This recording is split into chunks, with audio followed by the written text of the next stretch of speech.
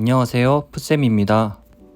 얘기에 앞서 미드는 어떻게 공부하냐에 따라서 학습한 것이 축적되느냐 혹은 휘발되느냐의 차이가 극명하게 발생합니다. 그래서 오늘의 내용은 왜 하필 그 많은 드라마 중에 왜 아직도 프렌즈로 공부해야 되고, 또 제가 프렌즈로 어떻게 공부했는지를 알려드리고 얼마나 했을 때 어떤 효과가 벌어졌는지를 자세히 다뤄보려고 합니다. 영상 중간중간에 팁들이 들어가 있으니 한번 끝까지 시청해주시면 감사드릴 것 같습니다. 자, 그럼 시작합니다. 전 listening, speaking, reading, writing에서 가장 중요한 게 listening이라고 생각합니다. 왜냐하면 아무리 말을 청산유수로 잘해도 듣지를 못하면 아무런 액션을 취할 수가 없거든요. 반대로 말을 yes or no로만 할 줄 알아도 들을 수만 있다면 대답이 허접하더라도 액션을 취할 수가 있죠. 그래서 리스닝을 꼭 해야 되고 선결돼야 하는데, 프렌즈가 클래식이기 때문이다, 재밌기 때문에 초보자에게 좋다 등의 내용은 이미 유명하고 아시니 각설하고, 우선 제가 꼽는 프렌즈를 공부해야 하는 첫 번째 이유는 난이도입니다. 이 난이도는 단순히 쉽다, 일상 표현이 많기 때문에 공부하기 좋은 난이도다, 그런 뜻이 아닙니다. 제가 말하는 난이도는 바로 프렌즈 배우들의 평균 대화 속도 및 발화 속도입니다. 프렌즈의 대화 진행 속도나 발화 속도는 실제 생활 속에서의 원어민들과 비교해 봤을 때 중하 레벨 정도 수준으로 맞춰져 있습니다. 이 발화 속도는 매우 중요한데요. 실제로 미드 교보제로 많이 쓰이고 있는 모던 패밀리와 에밀리 인 페리스, 워킹맘 다이어리 등을 프렌즈와 비교해 보시면 아시겠지만, 같은 일상, 영어 회화를 담은 시트콤, 드라마더라도 발화 속도에서의 차이가 피부로 느껴질 정도로 확연하게 프렌즈와 차이를 보입니다. 그렇다고 영유아 레벨 컨텐츠로 우회해서 천천히 스텝 바이 스텝으로 시작한다면 원래 계획과는 달리 나중에는 미드로 실제 진입하지 못할 가능성이 매우 높습니다. 왜냐하면 바쁘게 돌아가는 상황 속에서 실제 원어민이 발음을 먹기도 하고 뭉개기도 하는 일이 비일비재를 넘어서 그냥 일상인데, 이것이 어렵다고 맨 밑에 단계인 클리어한 발음으로 또박또박 발음해주는 컨텐츠부터 시작한다는 것은 거의 문제 회피에 가깝기 때문이죠. 그래서 실제로는 영유 컨텐츠에서 헤매다가 그것보다 조금 더 빠른 미드를 접하면 바로 회피하고 끊임없이 그 레벨의 컨텐츠들만 찾아다니는 분들을 많이 봤습니다. 물론 실제로 영유 컨텐츠부터 어려운 미드까지 꾸준히 장기적으로 섭렵하시면서 우상향 곡선을 그리시는 분들도 계시긴 하지만, 저는 영유 컨텐츠보다는 발화 속도가 실전에 가까우며 실제 원어민들의 발화 속도의 거의 중간 단계 혹은 그보다 약간 낮은 단계의 교보제가 전 프렌즈라고 생각합니다. 이보다 초보자에게 알맞은 리스닝 교과서는 전 없다고 생각해요. 두 번째 이유로는 압도적인 에피소드 수입니다. 프렌즈는 한 시즌당 약 24화로 구성되어져 있고, 이렇게 시즌이 총 10개입니다. 토탈 대략적으로 240개 조금 못 미치는 회차로 구성되어져 있죠. 우리가 어떤 공부를 하더라도 끊임없이 교과서는 손에서 떼면 안 되는 것처럼 리스닝에도 교과서 같은 존재는 반드시 꼭 하나씩은 필요하다고 생각해요. 학창시절 때의 기억을 떠올려보면 교과서들에는 기초 개념이 충실했고 그에 따른 기초 문제가 즐비했습니다. 그리고 간간히 응용 문제가 섞여 있을 뿐이었죠. 그래서 응용 문제를 풀어야 할 때면 응용 문제집을 따로 사서 풀어야 했습니다. 하지만 그럼에도 불구하고 교과서는 손에서 떼면 안 됐었죠. 교과서는 계속 몇 회독에서 수십 회독까지 돌렸어야 했습니다. 이런 관점으로 봤을 때 유튜브로 공부하거나 리스닝 책으로 공부하는 것들은 각 동영상들의 내용과 난이도가 매회 일관되기가 어렵고, 따라서 초심자가 중심을 잡고 따라가기가 어렵습니다. 그래서 복습을 하더라도 쌓이는 느낌보다는 휘발되는 느낌들이 강합니다. 예를 들어 유튜브로 치면 내가 좋아하는 유튜버의 A 컨텐츠로 공부한다고 가정해보죠. 같은 내용의 시리즈물이 단 몇 편에 불과하며 요즘 영상의 길이들은 10분 이내들입니다. 정말 아무리 길어도 10편이 안 넘어가요. 10분짜리로 10편 제작된 영상을 본다고 해도 일반 미드 기준 20분짜리 5편 남짓밖에 안 되는 분량입니다. 영어 스크립트의 차이가 압도적으로 차이가 날 수밖에 없고, 그렇게 하나의 A 시리즈를 끝내고 같은 크리에이터의 다른 영상을 보더라도 새로운 컨텐츠 B는 A와 난이도 차이가 날 가능성이 매우 높습니다. 왜냐하면 다른 시리즈이기 때문이죠.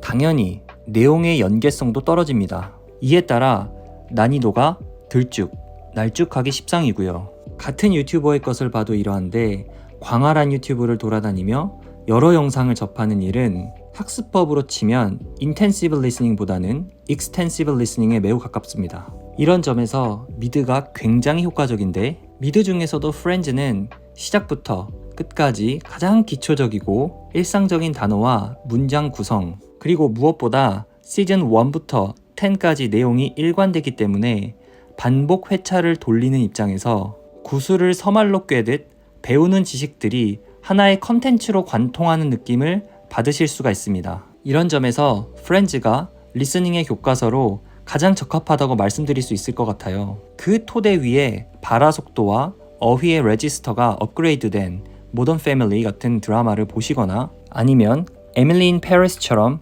일상과 직장에서의 에피소드가 적절히 섞여 있는 드라마를 섭렵하시는 게 좋습니다. 아무래도 문법도 부족하고 문장을 읽어내려가는 데 어려움이 있는 초보자가 위 프렌즈보다 발화 속도가 더 빠르고 다이나믹한 상황이 벌어지는 직장 에피소드까지 자주 나오는 드라마들을 바로 들어가기엔 많은 어려움이 따르실 겁니다. 이렇게 첫 번째, 프렌즈 배우들의 발화 속도, 두 번째, 내용의 일관성 및 압도적인 에피소드 수, 위 두 가지 이유에서 저는 초보자분들에게 프렌즈를 영어 입문용으로 가장 강력하게 추천합니다. 여기까지는 프렌즈로 공부해야 하는 이유에 대해서 말씀드렸고, 이제는 두 번째, 제가 프렌즈로 어떻게 공부했는지 알려드릴게요. 전 이 프렌즈를 초보자 시절 전 시즌 총 5회 반복을 했고, 그 중에 맨 첫 번째 때는 캐릭터나 드라마의 내용 파악을 위해 한글 자막을 켜고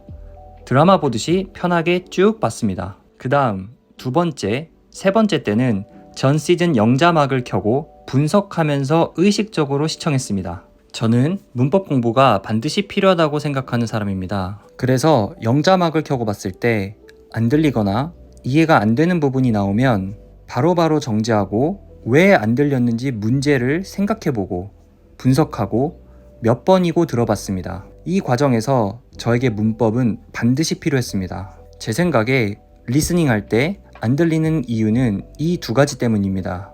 첫 번째, 모르거나, 두 번째, 알더라도 귀가 그 속도에 적응이 안 되어 있는 경우입니다. 자막을 읽었는데도 이해가 안 되는 것들은 무조건 안 들립니다. 들릴 리가 만무하죠. 그런 것들은 문법책을 펼치고 분석을 했습니다. 왜냐하면 이 문장을 해석해내지 못하고 있었기 때문이죠. 그리고 나서 문장을 해석해내면 다시 한번 들어봤습니다.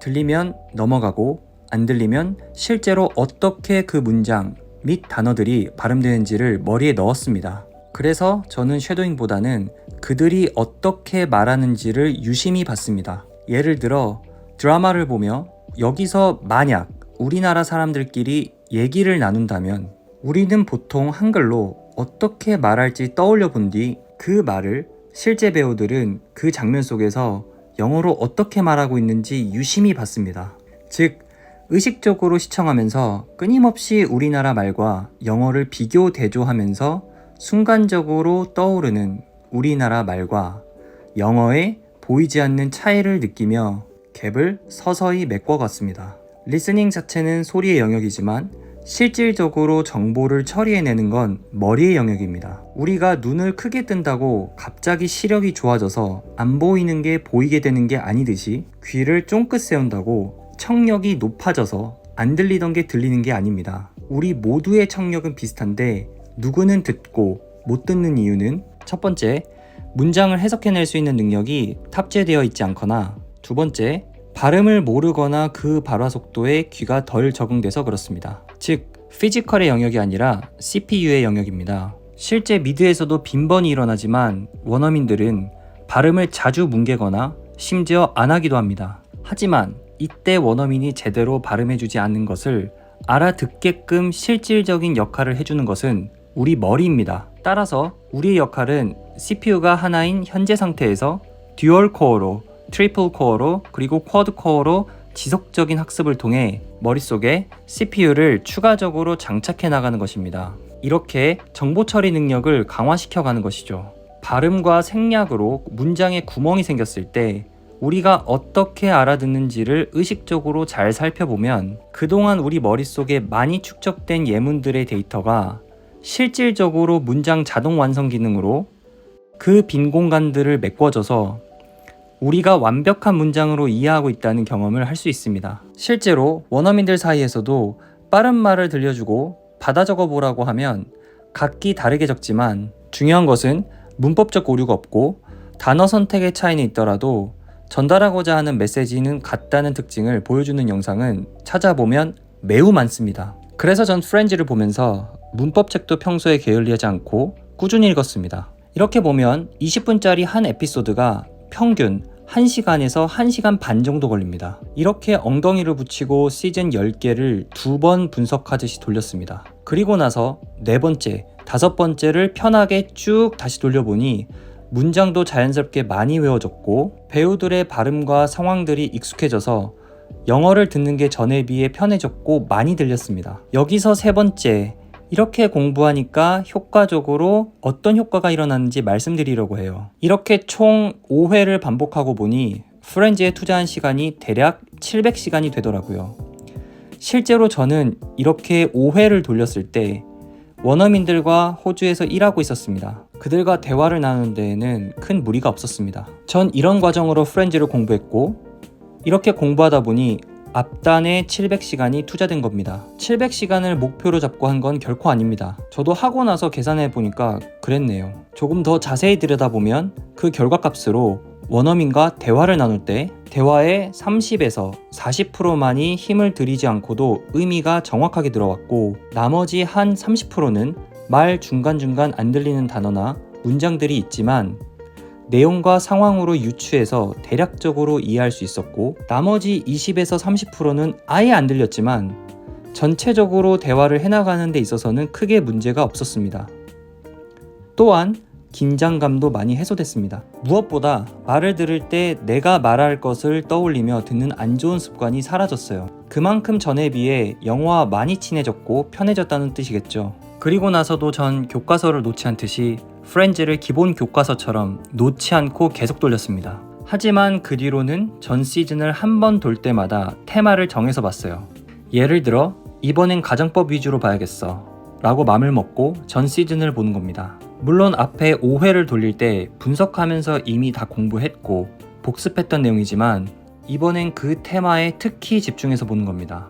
그러면 전에 안 보이거나 놓치던 것들을 찾아내기도 했습니다. 그렇게 저는 동사, 가정법, 조동사, 명사, 전치사, 비교급 등의 카테고리로 이제는 프렌즈를 정말 몇 번을 봤는지도 모를 정도로 봤습니다. 그러니까 프렌즈로만 공부한 게 3년이 넘어가더라고요. 앞단의 5회를 저렇게 반복할 때가 700시간이었고 테마 중심으로 돌리고 또 교과서처럼 계속 돌린 시간까지 합하면 솔직히 얼마나 투자됐는지 계산이 잘 안 됩니다. 물론 위와 같은 방법은 다른 미드에도 적용이 가능합니다. 저는 미드를 진짜 뽀갠다는 건 이렇게 공부하는 거라고 생각해요. 한간에는 문법책에서 쓰이는 게 있고 안 쓰이는 게 있다고 하는 분들도 계시지만 제가 봤을 때 빈도수의 차이만 있지 원어민들은 상황에 맞게 모든 문법을 정확히 다 구사하고 있었습니다. 즉 쓰이는 게 있고 안 쓰이는 게 있다는 말은 솔직히 전 잘 모르겠더라고요. 초심자 때 리스닝을 책으로도 공부해보고 영유아 컨텐츠로도 공부해보고 바로 워킹맘 다이어리로 들어가 보려고도 했지만 이 중에서 가장 난이도 밸런스가 좋았던 것은 프렌즈였습니다. 물론 완전 초보자분들 혹은 미드 학습에 두려움이 있는 분들은 프렌즈조차 빠르게 느껴질 수 있습니다만 프렌즈의 레벨 도피에서 더욱 밑에서부터 시작하시면 프렌즈가 아니더라도 나중에는 미드 자체에 진입하시기가 더 어려워지실 수 있습니다. 그래서 언젠가는 미드에 꼭 한번 진입하셔야 한다면 지금 프렌즈라는 교과서로 시작하시는 것을 강추드립니다.